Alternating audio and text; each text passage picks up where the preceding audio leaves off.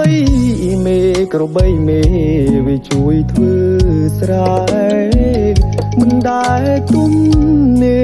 ធ្លាប់តែចាប់វាព្យួររងក្របីខ្ញុំស្លូតជួយធ្វើការមិនដែលជុំទងទាំងព្យួរទាំងរ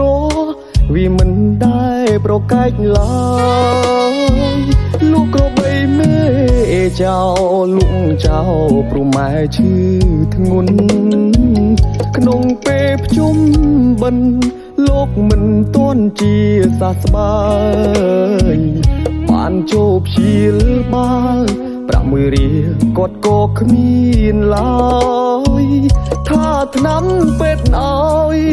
មិនផោប្រាក់លក់មេឃ្លាចម៉ែដេ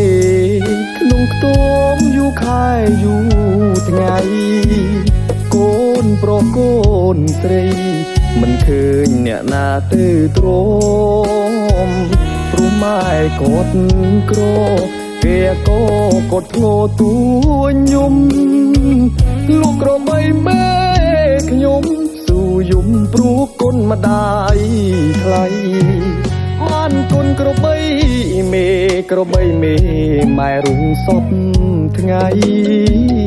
គិតទៅអាឡ័យម្ដាយថ្លៃគាត់អស់ចំបែងពេលឃើញក្របីគេនឹកដល់ក្របីខ្លួនឯងម៉ែបានអាយុវែងក៏ព្រោះប្រាក់លក់មេឃ្លាច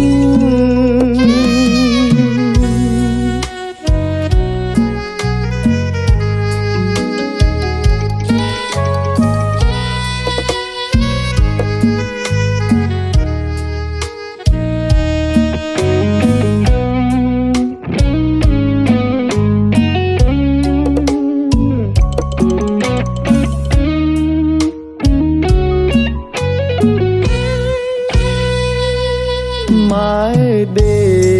ក្នុងខ្ទមយូរខែយូរថ្ងៃ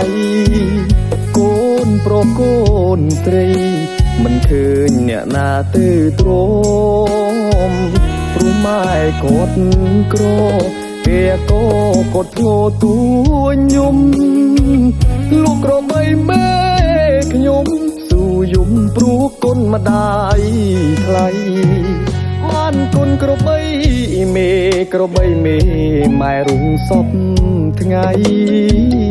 គិតទៅអាឡ័យម្ដាយថ្លៃគាត់អស់ចំបែងពេលឃើញក្របីគេនឹកដល់ក្របីខ្លួនឯងម៉ែបានអាយុវែងក៏ព្រោះប្រាក់លក់មេឃ្លាច